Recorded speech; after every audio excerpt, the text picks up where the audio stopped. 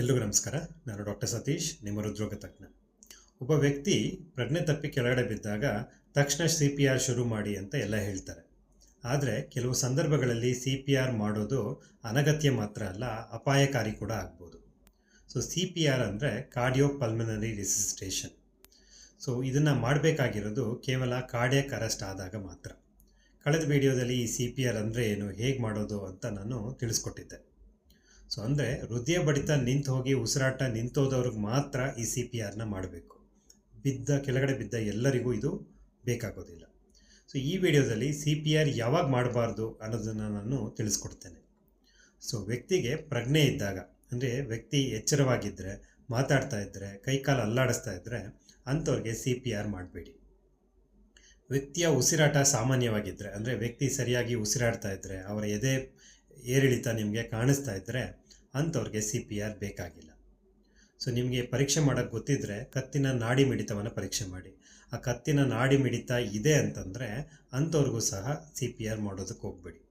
In fact ಅಂಥವ್ರಿಗೆ ಮಾಡಿದಾಗ ಕೆಲವೊಂದು ಸರಿ ಹಾನಿ ಕೂಡ ಉಂಟು ಮಾಡ್ಬೋದು ನೀವು. ಇನ್ನೊಂದೇನು ಅಂತಂದರೆ, ಹೃದಯಾಘಾತ ಆದಾಗ ಮಾತ್ರ ನಾವು ಹೃದಯಾಘಾತ ಮತ್ತು ಹೃದಯ ಸ್ತಂಭನ ಅಥವಾ ಹಾರ್ಟ್ ಅಟ್ಯಾಕ್, ಕಾರ್ಡಿಯಾಕ್ ಅರೆಸ್ಟ್ ಇವೆರಡರ ಮಧ್ಯೆ ಡಿಫ್ರೆನ್ಸ್ ಏನು ಅಂತ ನಾನು ಪ್ರೀವಿಯಸ್ ವಿಡಿಯೋದಲ್ಲಿ ತಿಳಿಸ್ಕೊಟ್ಟಿದ್ದೆ.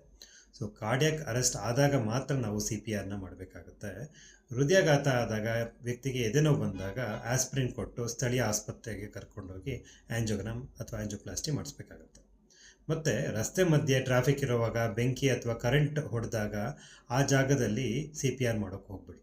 ಮೊದಲು ನಿಮ್ಮ ಪ್ರಾಣವನ್ನು ಕಾಪಾಡಿಕೊಳ್ಳಿ, ನಂತರ ಸುರಕ್ಷಿತವಾದ ಜಾಗದಲ್ಲಿ ನೀವು CPRನ ಮಾಡಬೇಕಾಗುತ್ತೆ. ವ್ಯಕ್ತಿ ಪ್ರಜ್ಞೆ ತಪ್ಪಿ ಬಿದ್ದಾಗ ಕರೆಯೋಕ್ಕೆ ಹೋದರೂ ಸದ್ದಿಲ್ಲದೆ ಅವರು ರೆಸ್ಪಾಂಡ್ ಮಾಡ್ತಾ ಇಲ್ಲ ಅಂದರೆ, ಉಸಿರಾಟ ಇಲ್ಲದೆ ಇದ್ದರೆ ಅಥವಾ ಬಾಯಿ ಬಿಡ್ತಾ ಉಸಿರಾಟಕ್ಕೆ ಒದ್ದಾಡ್ತಾ ಇದ್ದರೆ ಇದನ್ನು ನಾವು ಕಾರ್ಡಿಯಾಕ್ ಅರೆಸ್ಟ್ ಅಂತ ಕರಿತೀವಿ. ಇಲ್ಲಿ ಪ್ರತಿ ಸೆಕೆಂಡ್ ಕೂಡ ಮುಖ್ಯ.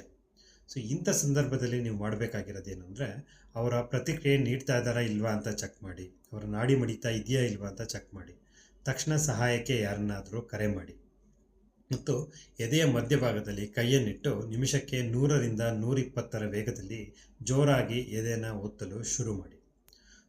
ಬಿದ್ದವರೆಲ್ಲರಿಗೂ CPR ಬೇಕಾಗಿಲ್ಲ ನಿಜ, ಆದರೆ ನಿಜವಾಗ್ಲೂ ಅಗತ್ಯವಿದ್ದವರಿಗೆ ನೀವು ಸರಿಯಾದ ಸಮಯಕ್ಕೆ CPR ಮಾಡಿದ್ರೆ ಒಬ್ಬರ ಜೀವವನ್ನು ಉಳಿಸ್ಬೋದು.